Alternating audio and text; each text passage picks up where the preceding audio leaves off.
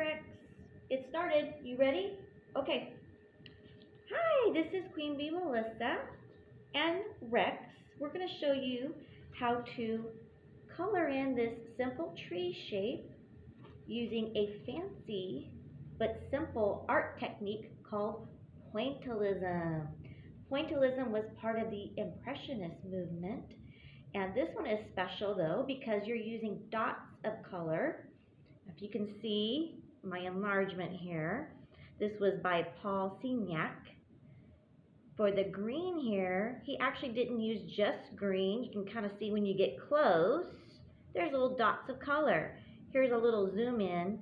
He used blue, yellow, and green. And it looks like from a distance, it looks like it's mostly green, but your eyes are blending the colors. So instead of putting the color on and mixing it to get green, he put these three colors side by side, little dots of color or sometimes little blobs of color, and your eye actually blends it. So let's talk a little bit about colors. I've got my DK Eyewitness book on Impressionism. And here we have the color wheel. So today we're going to be using blue, yellow, and green. The blue and the yellow side by side will make you think you're seeing more of the green. And here is a painting by Georges Seurat, who actually was one of the first to use this technique. And it looks like from a distance that solid color, but he actually used points of color. You can see here, a little close up. Some of his are kind of more like blobs. Some of it looks like maybe he blended the color, but you can see the definition there. That's magnified, I think, about 7 times. Wow. So how are we going to do this with our little tree here? It could be any shape. I've chosen a tree because of this time of the year. First, I'm going to show you what I did with markers. Markers probably work the best. I'm kind of impatient and paint has to dry. Plus with marker, you get that nice little tiny dot. That's kind of hard to get with paints. So if you look at the bottom, you see I started with yellow. I put the lighter color down first. And actually, I started at the top. It's really smart when you're painting or coloring to start at the top. Otherwise, you're going to smear what's on the bottom. So always try to start at the top if you can. I put the lighter color down first because you know the lighter color sometimes can pick up the color of the other inks and you don't want to get that mixed. You want the eye to mix it. So I put down just the yellow, and then you see this layer, I put down the blue with it, trying to not mix it too much. I know it mixed a little bit, but again, we want the eye to do the blending. And then now you see these layers where I added the green. Up close, you can see the dots more, but from a distance, it does look like there's a lot more green there. The trunk, I actually used orange first, so that's the lighter color, and then I added some brown, and you can kind of see from a distance, it makes it look like a reddish brown there for our tree trunk. So that was using marker.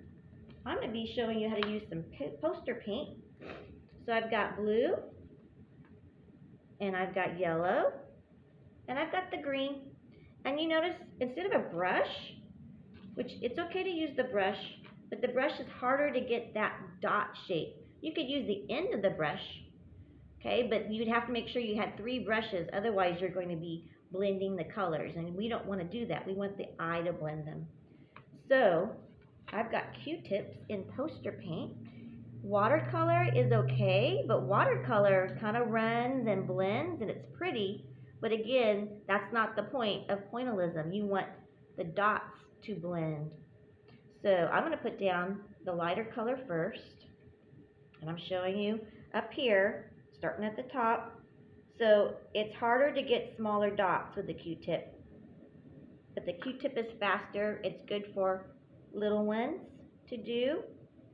Doesn't take as long as that marker. I'll show you a little bit the marker, but we don't want to be here all day waiting for me to fill that in. So I'm going to do the top part of the tree, the yellow. Now, we want to put the blue, and it's going to get, I'll show you the yellow up close. So I didn't leave a lot of space. That's the trick, is leaving space to where the colors aren't overlapping too much, because we want the eye to do the blending. But it's probably going to overlap a little bit. So now I'm going to fill in some of that space, but not all. Remember, we've got to add that third color, and already I'm getting a little bit of the yellow in with the blue. Crayon would work also. Crayon would take a little longer, be harder to get that dot effect. And I have seen it with pencil also. You're not going to get the color blends, but from a distance that picture will look filled in, and up close you will see the dots. Yes, Rex? Okay, you're still working on yours? Oh, nice hat. Well, thank you. I like my hat too. Rex is really helping me out today. We'll look at his tree before we finish. So now I've got the blue. You know, some of the blues, I didn't get as much paint in there. So that almost looks like ornaments when I'm looking at just the yellow and the blue. Okay, now I'm going to add the green. So this is going to get a little trickier. I may have to wipe this one off a little bit. It's going to overlap some. Again, this was I started at the top, the smallest part. Could use the end of a paintbrush. A toothpick might work, but that would be very, very tiny. I don't know about that. I don't think I have the patience to do that, but maybe someone might try that. No, Rex, I think your brush is a little bit bigger than a toothpick, yeah. So, you can see from a distance, it does look like there's more green.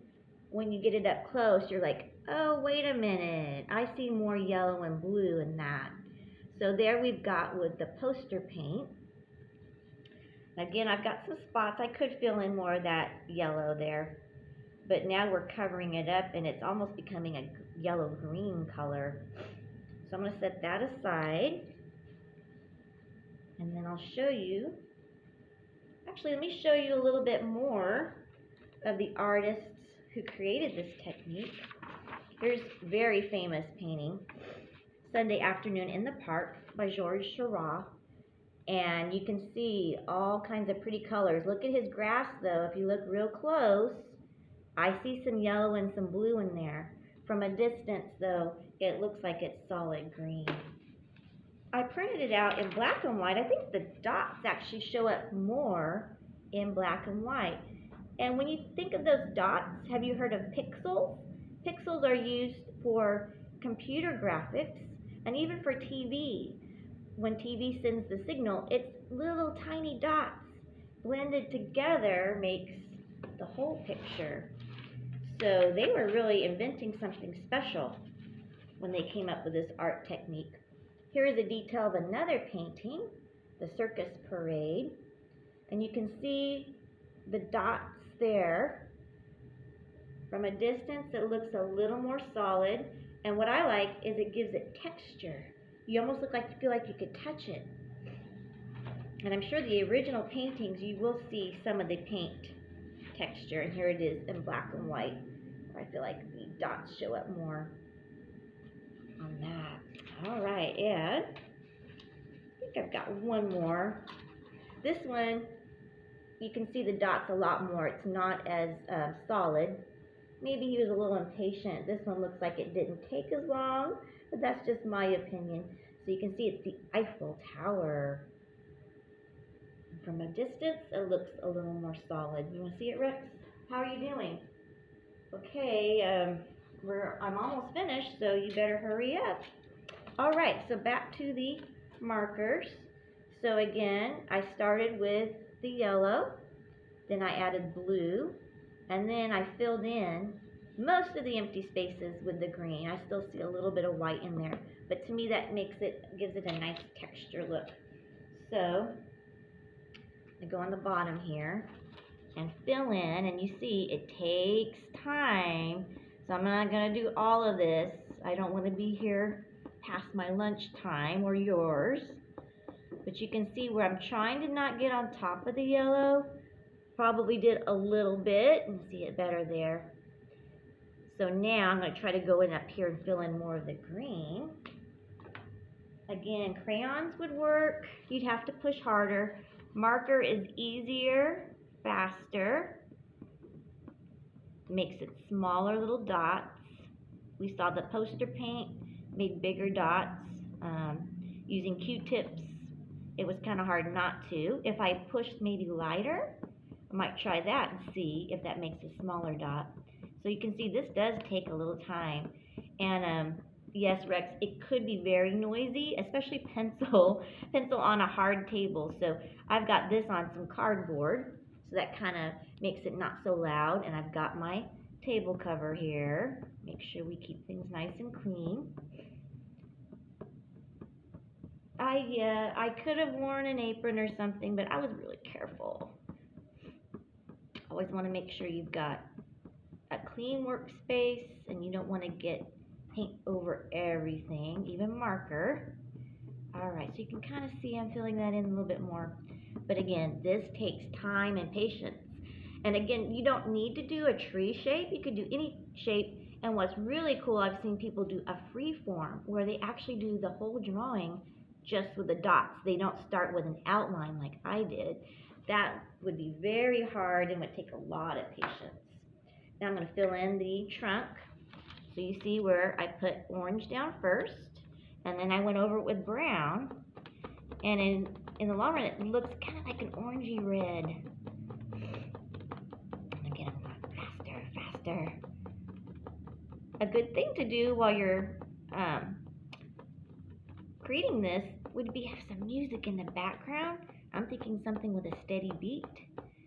It can be something new or something old. Could have singing or not singing, just the music. Might be good to get you a nice rhythm. Alright, I got that pretty much filled in. So there is our tree. And you could add, if you wanted to add some ornaments or something for a garland. But let's see if I can figure out how to make this a little bit smaller. Oh, I want to start with the lighter color. See if I can make this just a little tiny bit lighter, maybe just using the edge. Yeah, I made them a little bit smaller. You can fill it in using a pattern or just random. I felt like I did better with all one color first, and then you switch over. So that's a little bit smaller, a lighter touch. And then when you push harder, it's going to make it bigger. All right, so there's my dot. Right, so this was filling an outline in with, what was it? Pointillism.